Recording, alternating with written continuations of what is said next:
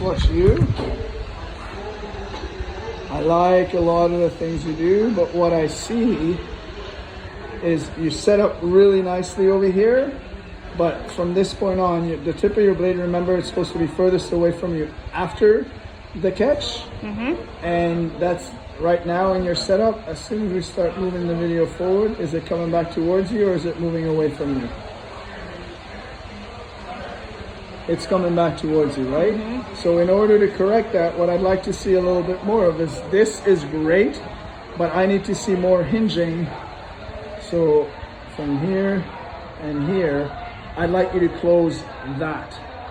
Okay. And that's how you come forward. Right now you're coming forward, or you're bearing the paddle because you are closing that. Okay. So you're here, you're coming down this way, as opposed to being here and coming down like between here and here and coming this way. So chest to knees a little Okay, bit so more, more but what? yeah, more hinging from the hips. So you're up here and you just throw like that. There. A little bit more of that while your hand is out here in front of you. So ideally, this angle almost becomes larger as you go forward. More like that? Yes. You see how the lat gets open? Exactly. More like that. Because, we'll clear those lines. Because as you're coming back, your arm is dropping. Your paddle isn't buried yet, and you've already lost your positive blade angle. Okay, your paddle gets buried right over here, and that's a negative angle.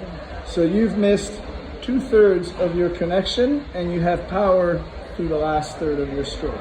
And the power through the last third of your stroke is good. However, because you're not connected in the front half, as you're coming through like this, you have no other choice but to bring your weight back into the boat. And so you're not launching forward.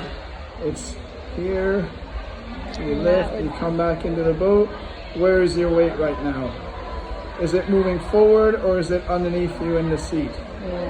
It's underneath you in the seat.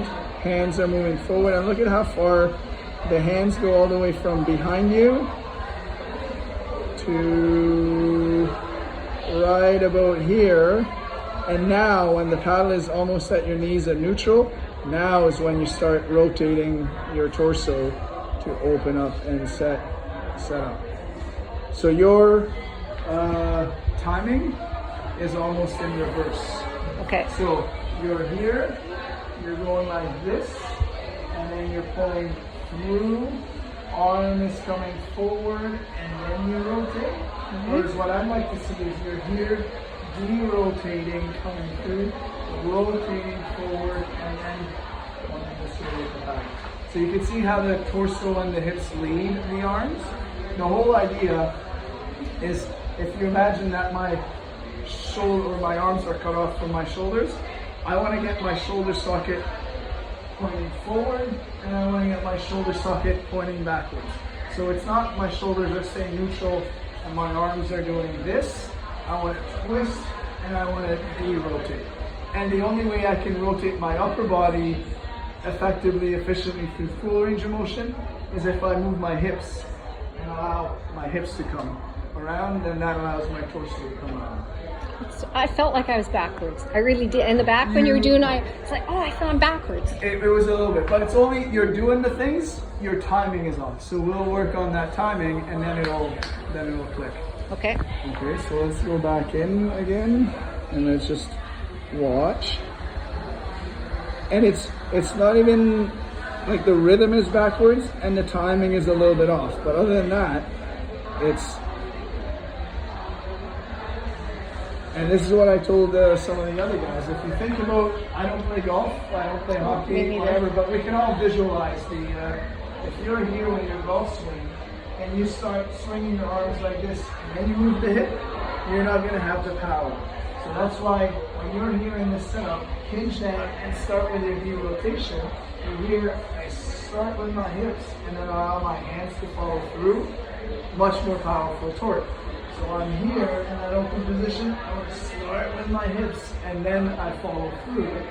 I'm going to have a lot better. So it's just a sequencing for you, because right now you're here, your arms are going, then your hips come back, and then your arms are going, and then your hips go, as opposed to get down to the water, letting the hips lead, and following the rest of your And then it looks like a choo-choo arm, doesn't it, when you do that? When you're doing it in the off sequence, it's a choo-choo arm, because if there's the top arm is in the way, and you can't rotate forward. But if you move the shoulder, you've increased the distance and moving the shoulder back, then it's easy to lift the arm by keeping the top arm relaxed. Okay, Make sense? makes sense. Okay. Now just doing it is another thing. Well, doing it will take time, and Yeah. doing it, this is why I always recommend small boats.